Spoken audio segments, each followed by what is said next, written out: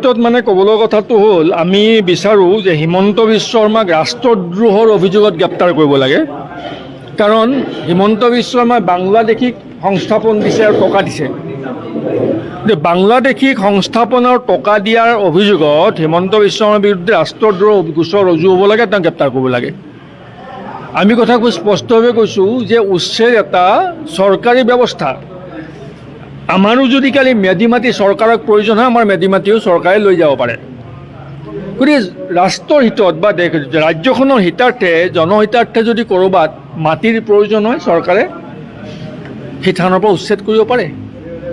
কিন্তু সেই স্বাভাৱিক প্ৰক্ৰিয়া এটাক বিজেপিয়ে হিমন্ত বিশ্ব শৰ্মাই বাংলাদেশীক উচ্ছেদ কৰিছোঁ বুলি ৰাজনৈতিকভাৱে লাভালাভ ল'বৰ বাবে ভোট আদায়ৰ প্ৰক্ৰিয়া হিচাপে গ্ৰহণ কৰিছে। আমি ভাল পাইছোঁ যে হিমন্ত বিশ্ব শৰ্মা বাংলাদেশী উচ্ছেদ কৰিছে, ভাল পাইছোঁ। কিন্তু উচ্ছেদিত বাংলাদেশীসকলক মাটি আৰু টকা দি পুনৰ সংস্থাপন কৰিছে, সেইটোতো ৰাষ্ট্ৰদ্ৰোহ। গতিকে দুটা কথা স্পষ্ট হ'ব লাগে যে উচ্ছেদ কৰাসকল বাংলাদেশী নেকি? যদি হয়, তেতিয়াহ'লে তেওঁলোকক পুনৰ সংস্থাপন দিয়া আৰু টকা দিয়াৰ অভিযোগত হিমন্ত বিশ্ব শৰ্মাৰ বিৰুদ্ধে ৰাষ্ট্ৰদ্ৰোহৰ গোচৰ ৰুজু হ'ব লাগে। যদি তেওঁলোক বাংলাদেশী নহয়, তেতিয়াহ'লে বাংলাদেশীক উচ্ছেদ কৰিছোঁ বুলি সস্তীয়া ৰাজনৈতিক জনপ্ৰিয়তা অৰ্জন কৰি ৰাইজৰ আৱেগৰ লগত ৰাজনৈতিক খেলা কৰাৰ যিটো ৰাজনৈতিক কৌশল বিজেপিয়ে গ্ৰহণ কৰিছে, কৌশল বন্ধ কৰিব লাগে। দুটা কথা একেলগে হ'ব নোৱাৰিব। যদি উচ্ছেদিতসকল বাংলাদেশী, খুব ভাল কথা, তেওঁলোকক তাৎক্ষণিকভাৱে ভাৰতবৰ্ষৰ সীমাৰ পৰা অসমৰ পৰা বহিষ্কাৰ কৰিব লাগে। যদি তেওঁলোক বাংলাদেশী, তেতিয়াহ'লে সেইসকলক ভাৰতৰ পৰা বহিষ্কাৰ নকৰি ছয়গাঁৱৰ মানুহক উচ্ছেদ কৰিব, নিজ সমৰীয়াত বহুৱাব, গৰুকুটিৰ মানুহ উচ্ছেদ কৰিব, নিজ দলগাঁৱত বহুৱাব, পলাশবাৰীৰ মানুহ উচ্ছেদ কৰিব, উচ্ছেদ কৰি ছয়গাঁৱত বহুৱাব, লগত টকাও দিব। সেইটো কেনেকুৱা বিদেশী বিৰুদ্ধ অভিযান হ'ল? সেইটো কেনেকুৱা জাতি উদ্ধাৰ কৰাৰ সংকল্প হ'ল? গতিকে দুমুখীয়া নীতিটো নহ'ব। হিমন্ত বিশ্ব শৰ্মাই যোৱা 25 বছৰ তেখেতৰ এই বছৰ ৰাজনৈতিক জীৱনৰ মানে শক্তিশালীভাৱে থকা, ক্ষমতাত থকা ৰাজনৈতিক জীৱনৰ ৰূপালী জয়ন্তী বৰ্ষ। এইটো হিমন্ত বিশ্ব শৰ্মা ডাঙৰীয়া ৰূপালী জয়ন্তী বৰ্ষ। 2001 চনৰ পৰা তেখেত নিৰন্তৰ ধাৰাবাহিকভাৱে ক্ষমতাত আছে। এইটো 2025 চন। তাৰমানে অসমৰ একমাত্ৰ ৰাজনৈতিক নেতা, যিজন নেতাই সুদীৰ্ঘ 25 বছৰ কাল ধাৰাবাহিকভাৱে ক্ষমতাত আছে। অসমৰ কোনো নেতাই 25 বছৰ ধাৰাবাহিক ক্ষমতাত নাই, কেৱল হিমন্ত বিশ্ব শৰ্মা আছে। এই 25 বছৰ হিমন্ত বিশ্ব শৰ্মা ডাঙৰীয়াই বহু ৰূপ দৰ্শন দিলে আমাক। এতিয়া তেওঁ কোনটো ৰূপ সত্য সেইটো অনুধাৱন কৰাটো আমাৰ কাৰণে বৰ কষ্টকৰ হৈ পৰিছে। তেখেতে এসময়ত কৈছিল ৰাহুল গান্ধী ভগৱান কৃষ্ণ সদৃশ, ৰাহুল গান্ধীৰ প্ৰেমত সকলো কৰ্মী মজগুল হৈ থাকে, তেখেত নিজেও মজগুল হৈ থাকে ৰাহুল প্ৰেমত, তাতে সমৰ্পিত। কিছুদিন পিছত কয় ৰাহুল গান্ধী ভিলেইন। এসময়ত ক'লে নৰেন্দ্ৰ মোদীক ৰিক্সাৱালা ঠেলাৱালাই চৰিয়াব। এতিয়া কৈ আছে নৰেন্দ্ৰ মোদী বিশ্বৰ শ্ৰেষ্ঠ মহানায়ক। কেতিয়াবা কৈ আছে কোৰাণ শ্বৰীফ বিশ্বৰ সৰ্বশ্ৰেষ্ঠ গ্ৰন্থ। এতিয়া আকৌ মুছলমানৰ বিৰুদ্ধে বিষোদ্গাৰ জাৰি কৰি ঘৃণামূলক বক্তব্য ৰাখি আছে। কেতিয়াবা কয় মুছলমানৰ ভোট আমাক নালাগে। নিৰ্বাচনৰ সময়ত মুছলমানৰ পদূলিয়ে পদূলিয়ে ভিক্ষা কৰি ঘূৰি ফুৰিছে। ইফালে কৈ আছে আমি বাংলাদেশী উচ্ছেদ কৰিছোঁ, জাতিৰ স্বাৰ্থত আমি বাংলাদেশীৰ বিৰুদ্ধে অভিযান চলামেই। পিছদিনাখনে নি তেওঁলোকক বেলেগ এটা ঠাইত সংস্থাপিত কৰি মাটি দিছে, টকাও দিছে। এই বহুৰূপ দৰ্শন হৈ গ'ল। আৰু এই নটংগী, এই ভেলকিবাজিবোৰ বন্ধ কৰক। আমি আকৌ দাবী জনাইছোঁ যে উচ্ছেদিতসকল যদি বাংলাদেশী হয়, তেওঁলোকক তাৎক্ষণিকভাৱে বহিষ্কাৰ কৰিব লাগে। কাৰণ নৰেন্দ্ৰ মোদীৰ প্ৰতিশ্ৰুতি আছিল 2014 চনৰ মে' মাহৰ পাছত অসমৰ সকলো বাংলাদেশীয়ে তালি টোপোলা বান্ধি অসমৰ পৰা যাব লাগিব বুলি কৈছিল নৰেন্দ্ৰ মোদীয়ে। কেইজন বিদেশী তালি টোপোলা বান্ধি গ'ল। গতিকে মূল বিষয়ৰ পৰা আঁতৰি থাকিলে নহ'ব। হিমন্ত বিশ্ব শৰ্মা ডাঙৰীয়াক জনাব বিচাৰিছোঁ, যদি তেওঁলোক বাংলাদেশী হয়, খুব ভাল কাম কৰিছে, এই প্ৰশংসা কৰিম। অসমৰ পৰা খেদি দিয়ক, ভাৰত বাংলাদেশ সীমান্ত পাৰ কৰাই দিয়ক।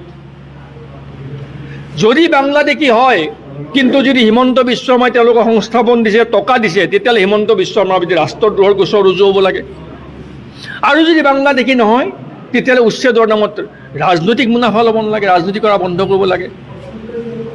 আমি কৈছোঁ যে জাতিটোক যদি হিমন্ত বিশ্ব শৰ্মাই ভাল পায়, তেতিয়াহ'লে হিমন্ত বিশ্ব শৰ্মাই কেইটামান কাম কৰক। আমাৰ এইটো মুকলি আহ্বান যে অসম চুক্তি ৰূপায়ণৰ বাবে 6 নং দফাৰ অসমীয়া মানুহৰ সাংবিধানিক ৰক্ষা কৱচৰ যিটো পৰামৰ্শ বুলি বিপ্লৱ শৰ্মা আয়োগৰ, সেই পৰামৰ্শ বুলি আখৰে আখৰে পালন কৰক।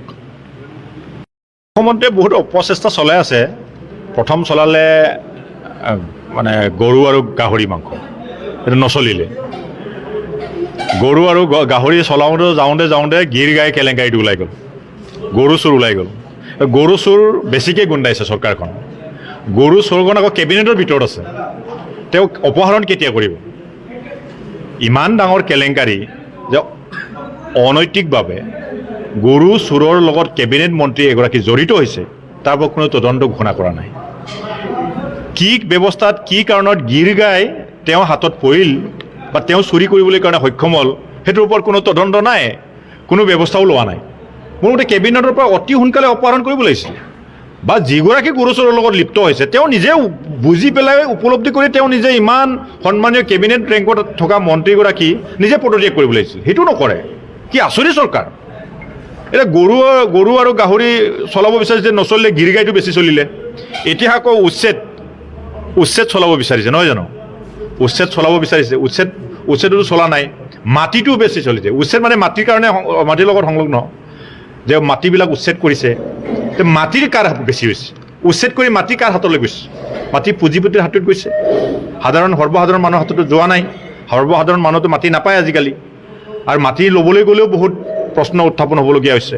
আৰু যিখিনি মাটি, সেই মাটিটোৰ লগত গোটেই জড়িত হৈ আছে তেওঁলোকৰ পৰিয়ালবৰ্গ। এতিয়া মাটি কেবিনেট মন্ত্ৰীগৰাকীৰ মানুহগৰাকীক শ বিঘা মাটি কিনিছে, পইচা ক'ত পাইছে? সেই পইচা তদন্ত হ'ব লাগিছিলে নালাগিছিল? সেই মাটিটোৰ ওপৰত তদন্ত হ'ব লাগিছিল নালাগিছিল? নাই, একদিনত মাটি 100 বিঘা কিনি দিয়ে, একদিনত 50 বিঘা কিনি দিয়ে, একদিনত 20 বিঘা কিনি দিয়ে। আচৰিত চৰকাৰ! কেবিনেট মন্ত্ৰীগৰাকীৰ মহিলাগৰাকী, পত্নীগৰাকী হুৰাহুৰকৈ মাটি কিনিব পাৰে, কোনো তদন্ত নাই, কোনো ব্যৱস্থা নাই। তাৰমানে ৰাইজক মানে উচ্ছেদৰ কথা কয়, কিন্তু এইফালে আকৌ মাটি দখল কৰি আছে কেবিনেটৰ মানুহগৰাকী। নিজৰ পৰিয়ালখিনি য'ত মানে জলাশয় আছিল তাত মানে ইণ্টাৰনেশ্যনেল স্কুল খুলিব পাৰে, সেইটো উচ্ছেদ হ'ব নাই? উচ্ছেদটো চবতে হ'ব লাগিব, জলাশয়, VCR চব হ'ব লাগিব। কিন্তু তেওঁ পত্নীয়ে দখল কৰি ইণ্টাৰনেশ্যনেল স্কুল খুলিছে, সেই মাটিটো কি আছিল? সেই মাটিটো উচ্ছেদ হ'ব নাই? কিন্তু উচ্ছেদক লৈ আকৌ ৰাজনীতি কৰি আছে। গতিকে হিমন্ত বিশ্ব শৰ্মাই নল ধৰিছে, নল ছিগিছে, গল ধৰিছে, গল ছিগিছে। এইবাৰ নাবাচে। আৰু তেওঁৰ নেতৃত্বত একবাৰ তেওঁৰ নেতৃত্বত তেওঁ প্ৰত্যাহ্বান এবাৰ লৈ চাওক যে মই মুখ্যমন্ত্ৰী হ'ম, বা বিজেপিয়ে তেখেতক মুখ্যমন্ত্ৰীৰ সন্মুখত ৰাখি পেলাই এইবাৰ নিৰ্বাচন খেলিম বুলি কৈ চাওক। তেওঁতো জীৱনত নিৰ্বাচন কেতিয়াও তেওঁ সন্মুখত লৈ কোনো নিৰ্বাচন খেলি পোৱা নাই। কংগ্ৰেছত তেওঁ থাকোঁতেতো কংগ্ৰেছতো কোনো তেখেতক সন্মুখত ৰাখি পেলাই তেওঁ নিৰ্বাচন খেলা নাই। বিজেপিও সন্মুখত ৰাখি নিৰ্বাচন খেলা নাই। এইবাৰ হিমন্ত বিশ্ব শৰ্মা ডাঙৰীয়াক বিজেপিয়ে সন্মুখত ৰাখি নিৰ্বাচনেই খেলিব নোৱাৰে। গতিকে সেইকাৰণে আবুল তাবুল যি টি চলাব বিচাৰিছে। গাহৰি গৰু চলাব বিচাৰি নচলে, গিৰ গাই বেছি চলি গ'ল। চলাব বিচাৰিলে উচ্ছেদ নচলে, এতিয়া মাটি কেলেংকাৰী বেছি ওলাইছে। ইয়াতো শুনিছোঁ পলাশবাৰীতো মাটিৰ চৌদাগৰ ওলাইছে। এই যে ট্ৰাইবেলবিলাকৰ মাটি কাঢ়ি ল'ব বিচাৰিছে, গাহৰি খোৱা মানুহৰ মাটি কাঢ়িবলৈ বিচাৰিছে। সেইটো কেনেকুৱা অনুচিত কথা? এইবিলাকতো কোনো ক্ষমা নকৰিব। মাটিৰ লগত যেতিয়া খেলি মেলি হৈ গ'ল, মাটিৰ লগত খেলি মেলি চৰকাৰ কেতিয়াও নাথাকে। এইটো নিশ্চিত হৈ থকা 26ত আৰু বিজেপি আৰু নাথাকে আৰু।